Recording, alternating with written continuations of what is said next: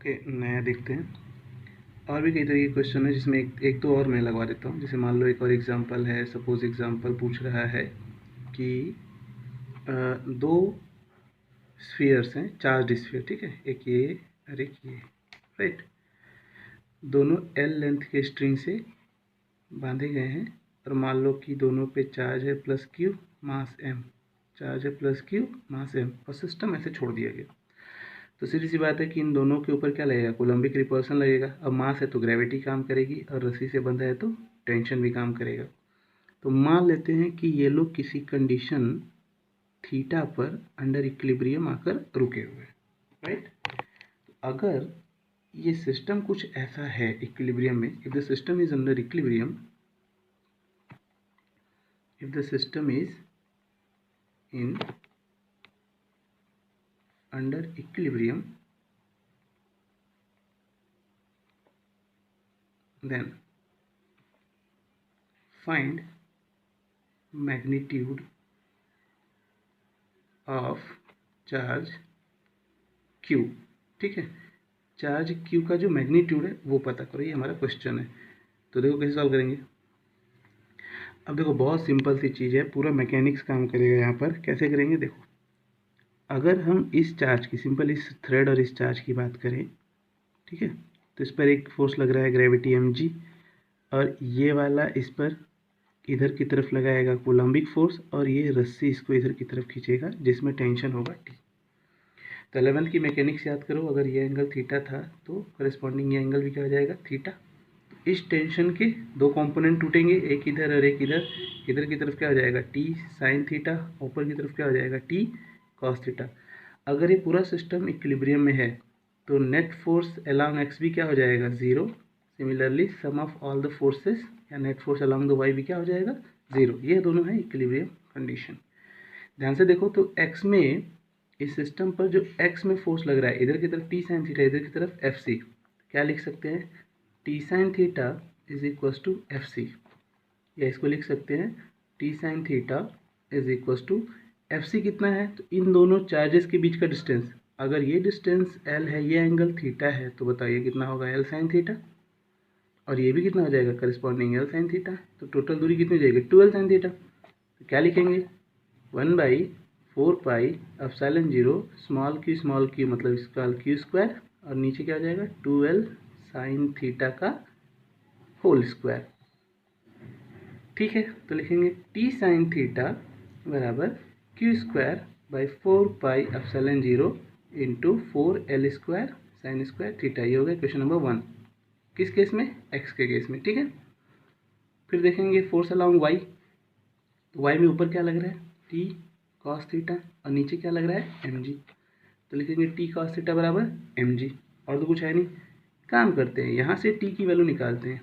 यहाँ से टी की वैल्यू क्या हो जाएगी, ये हो जाएगी M G by cos theta, और इस टी की वैल्यू को, जो लेट से इक्वेशन नंबर 2 है, इस टी की वैल्यू को उठा के यहाँ पुट करते हैं इक्वेशन नंबर 1 में। तो टी कैंसिल हो जाएगा, हमारा Q in term of theta, इन सब के में आ जाएगा आंसर। देखो कैसे करेंगे, तो लिखेंगे एम जी, ये हो जाएगा हमारा साइन थीटा, यहाँ नीचे हमारा क्या था, कॉस थीटा, ये बराबर हो जाएगा क्यू स्क्वायर बाई 4 4 जा 16 pi epsilon 0 L square sine square theta. देखो sine theta by cos theta हो जाएगा टेन थीटा, तो इसको लिख देंगे M G tan theta, and this M G tan theta equals to Q square upon 16 pi epsilon 0 L square sine square theta. Easy हो गया, Q square निकाल लेना से, Q square upon Q square is equal to कितना हो जाएगा, 16 pi epsilon 0 L square sine square theta into M G tan theta. यहाँ से क्यू की वैल्यू मिल गई हमको, निकाल लेंगे। यहाँ पे एक और स्टेप है, सेकंड मेथड, ऐसे कह सकते हो सेकंड मेथड, लामीज थ्योरम लगा के याद होगा 11th का। तो लामीज थ्योरम क्या कहता है कि अगर किसी पॉइंट पर 3 कोप्लेनर फोर्सेस लग रहे हों, तो जैसे देखो टेंशन था, एम जी था और एफ सी था, ठीक है, ये एंगल थीटा था। तो ये टोटल एंगल 90 प्लस थीटा, ये 90 माइनस थीटा था, है ना, और ये 90, तो ये टोटल एंगल कितना हो जाएगा, 180 माइनस थीटा। 180 माइनस थीटा, ये कितना 90 प्लस थीटा, और ये कितना 90, तीनों जोड़ के 360 आना चाहिए। तो जरा देखो, minus theta plus theta cancel हो जाएगा, 90 90 180 360 है, तो तीनों को प्लेनर फोर्सेस भी हैं, टोटल एंगल 360 भी है। तो ऐसे केस में लामिस थ्योरम क्या बोलता था, T by sine 90, T by sine 90 is equal to F C by sine 180 minus theta is equals to M G by ये एंगल साइन 90 प्लस थीटा। ये होता है हमारा लामिस थ्योरम के हिसाब से इक्वेशन। अब इस इक्वेशन के हेल्प से हमें जो चीज़ चाहिए वो हम निकाल सकते हैं, एफ सी पता कर सकते हैं, एम जी नोन है, टेंशन भी निकाल सकते हैं। अगर टेंशन निकालना है तो इसको इससे बैलेंस कर दो या इसको इससे बैलेंस कर दो, एफ सी निकालना है तो इसको इससे बैलेंस कर दो, जो भी रिलेशन है इन तीनों में हम आपस में रिलेट कर सकते हैं। तो लामिस थ्योरम से भी हम इस क्वेश्चन को सॉल्व कर सकते हैं। ठीक है, ओके।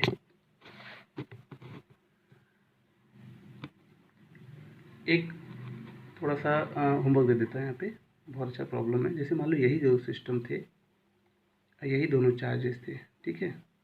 इस बार इन दोनों स्फीयर को हमने क्या किया, किसी लिक्विड के अंदर डुबो दिया, ठीक है, जिस लिक्विड का डाइलेक्ट्रिक कांस्टेंट के है। डाइलेक्ट्रिक क्या है इसका, के है, और जो इसका डेंसिटी है वो है सिग्मा। और ये जो मासेस हैं इन पे अभी भी चार्ज प्लस क्यू ही है, मास एम ही है, ठीक है, और इनका वॉल्यूम वी मान सकते हो। अब बताओ क्या ये एंगल वही रहेगा कि बदल जाएगा। तो अगर एंगल बदल जाएगा तो पता करना है फाइंड द न्यू एंगल, ठीक है। सीधी सी बात है, क्योंकि आपने इन दोनों चार्जेस को अब दूसरे मीडियम में डाल दिया। तो मैंने बताया था, हिंट के तौर पे मैं यहाँ पे बता देता हूँ, मैंने बताया था कि जो new force in another medium होगा वो जो एयर में फोर्स होता है उसका 1/k टाइम्स हो जाता है। तो इसी कॉन्सेप्ट के मुताबिक क्योंकि नया फोर्स बदल जाएगा, तो नया फोर्स बदलेगा तो इनके बीच की वैल्यू, फोर्स इनके बीच का फोर्स कम हो जाएगा, तो चार्जेस थोड़ा नज़दीक आएंगे, तो नज़दीक आएंगे तो ये एंगल बदल जाएगा, तो नया एंगल आपको निकालना है, ठीक है, ओके। अब हम बात करेंगे नया टॉपिक इलेक्ट्रिक फील्ड की, जो कि इम्पोर्टेंट है। फोर्स से रिलेटेड बहुत सारी चीज़ें हैं, बट वो चीज़ें हम बाद में धीरे धीरे करते रहेंगे। अभी नया टॉपिक इलेक्ट्रिक फील्ड की चर्चा करते हैं। देखो ध्यान से, इलेक्ट्रिक फील्ड क्या होता है।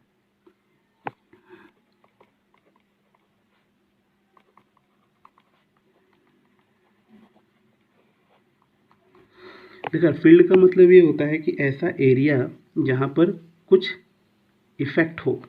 तो इलेक्ट्रिक फील्ड का मतलब ऐसा फील्ड जहाँ पर इलेक्ट्रिक इफेक्ट हो। तो क्या डिफाइन होता है कि area surrounded by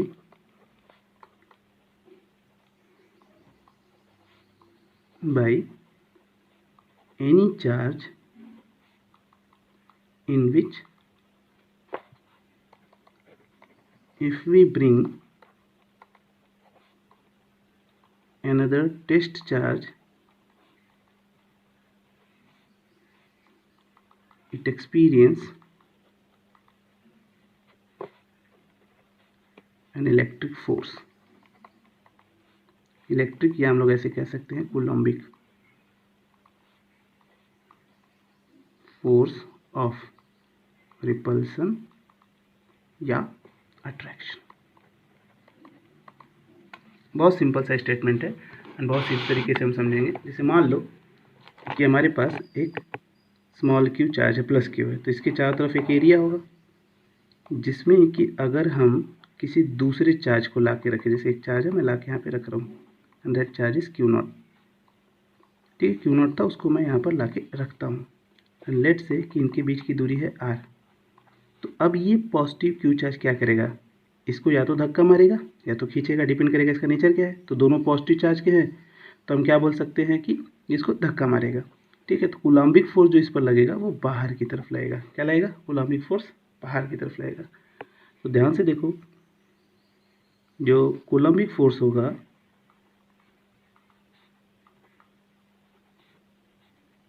between Q and Q0, वो क्या लिखेंगे हम लोग, लिखेंगे 1/4πε0 Q0/r²।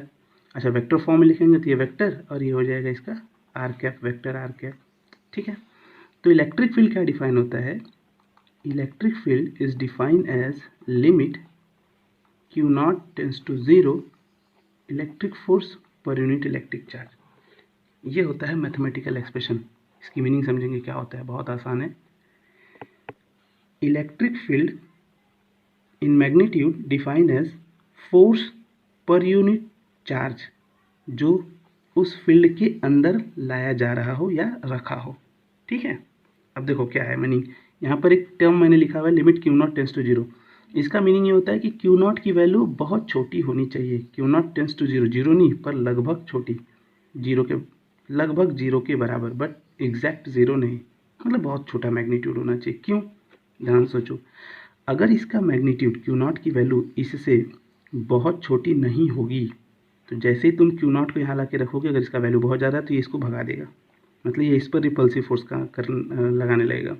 इस वजह से हम ये मानते हैं कि ये हमारा क्या होना चाहिए, टेस्ट चार्ज। इसी को हम लोग क्या बोलते हैं, टेस्ट चार्ज। टेस्ट चार्ज वो चार्ज होते हैं जिनका मैग्नीट्यूड बहुत छोटा माना जाता है। ठीक है, आगे देखना हम 1 कूलम भी मान के इसको सॉल्व कर सकते हैं। तो अब अगर मैं इसको सिंप्लीफाई करूँ तो क्या आएगा फॉर्मूला, तो आ जाएगा limit Q0 tends to 0 1/4πε0 Q0/r² R cap divided by Q0। देखो Q0 से Q0 कट गया, तो जो फॉर्मूला आया क्या आया, वो आया E is equals to 1/4πε0 Q/r² dot R cap. ध्यान से देखो, तो इलेक्ट्रिक फील्ड वेक्टर फॉर्म में ही आया। दूसरी बात की जो इसका मैग्नीट्यूड था, सिर्फ जिस चार्ज की वजह से इलेक्ट्रिक फील्ड है उस पर डिपेंड कर रहा है, जो टेस्ट चार्ज था उससे इंडिपेंडेंट है, मतलब उस पर डिपेंड नहीं कर रहा है। तो इसका मतलब ये हुआ कि टेस्ट चार्ज का मैग्नीट्यूड कुछ भी हो उससे मतलब नहीं है। इलेक्ट्रिक फील्ड उस पर्टिकुलर चार्ज जिसको हमने यहाँ इस फील्ड में रखा हुआ था Q, इसके स्ट्रेंथ पर और इससे कितनी दूरी पर वो चार्ज लाकर रखेगा, टेस्ट चार्ज कितनी दूरी पर लाकर रखा गया उसके मैग्नीट्यूड पर डिपेंड करता है। ये बता रहा है कि डायरेक्शन। अगेन ये क्या बता रहा है कि electric field along the line joining काम करेगा। ठीक है, तो हम ये कह सकते हैं कि electric field is a vector quantity and it's SI unit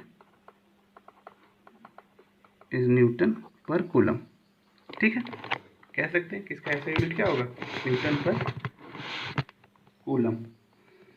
ठीक, तो अगर मान लो ऐसे कहा जाए कि कहीं पर इलेक्ट्रिक फील्ड है, ठीक है, if somewhere in space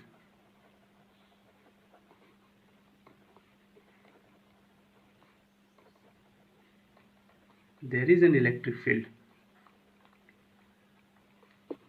there is an electric field, then force on Q0 charge will be, तो देखो क्या लिखेंगे वो फोर्स, वो लिखेंगे Q0 इंटू इलेक्ट्रिक फील्ड। इस चीज़ को आप याद रखिएगा। मैक्सिमम टाइम हमको क्या होता है, इलेक्ट्रिक फील्ड गिवन होता है 90%। 90% क्वेश्चन में हमको इलेक्ट्रिक फील्ड दिया जाता है, फोर्स निकालने के लिए पूछा जाता है। ठीक है, 10% में हमें दो चार्ज के बीच का फोर्स निकालने को पूछा जाता है। क्लियर है, ओके। अब बात करेंगे इस इलेक्ट्रिक फील्ड के डायमेंशन की। किसकी बात करेंगे, डायमेंशन की। देखो डायमेंशन एनालिसिस बहुत इंपॉर्टेंट होता है।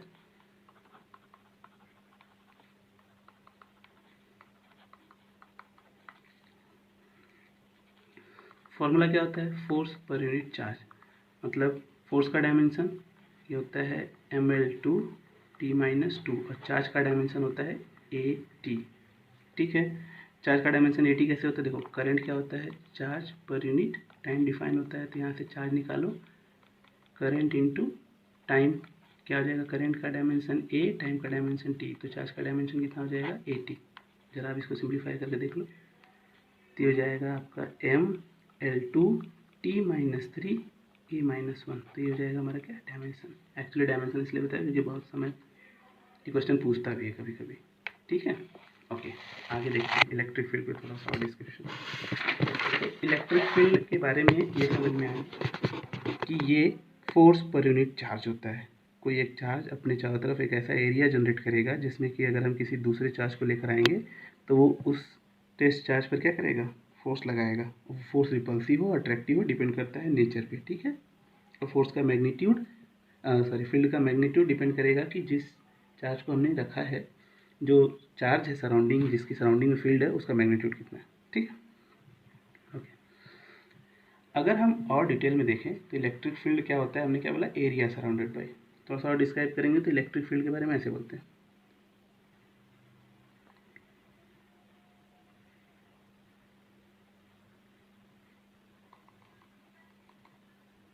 Electric field is defined as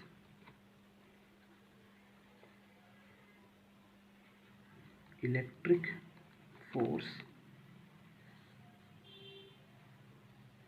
experienced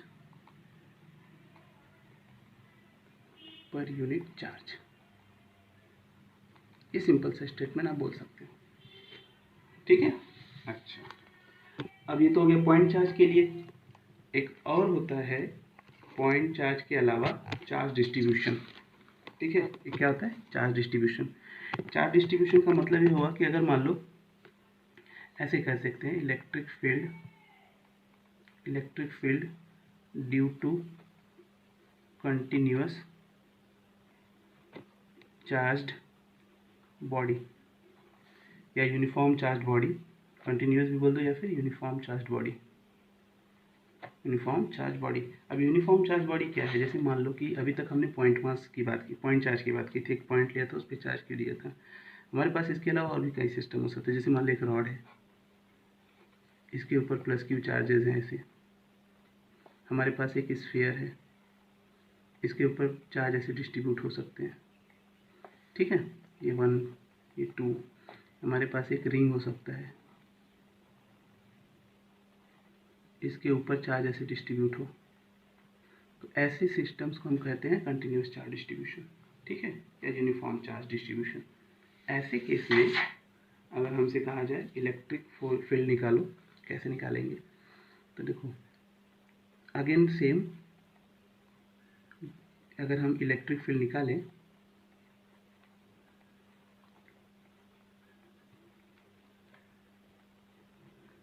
electric field due to charge distribution, तो 3 टाइप के चार्ज डिस्ट्रीब्यूशन होते हैं। पहला लीनियर चार्ज,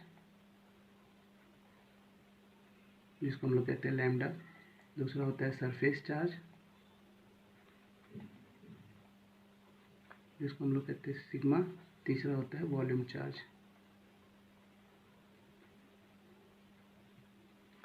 डेंसिटी कह दो, क्योंकि हम डेंसिटी के टर्म में पढ़ते हैं। Charge density rho. देखो कैसे डिफाइन होता है, अगर मान लो कि लाइन पे चार्ज डिस्ट्रीब्यूशन है, ठीक है, और इसकी लेंथ क्या है, L है, और इस पर टोटल चार्ज Q है, तो जो चार्ज डिस्ट्रीब्यूशन होगा, हम क्या करेंगे,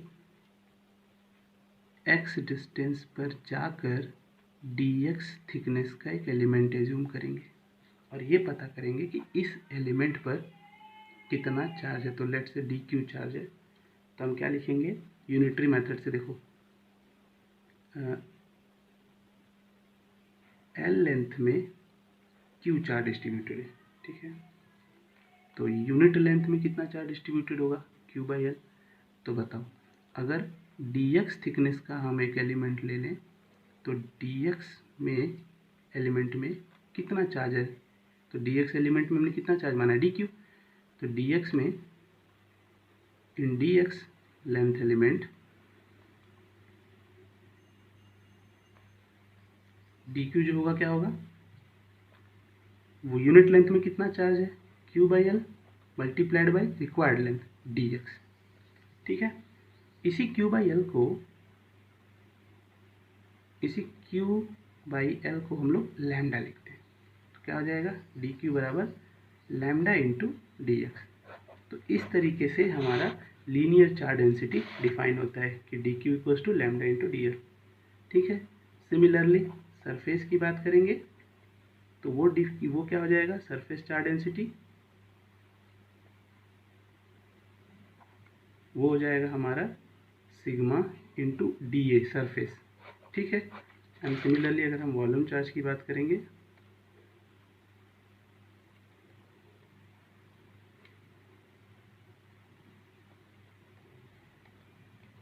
डी क्यू बराबर rho into D V, elemental volume multiplied by rho, volume density. ठीक है।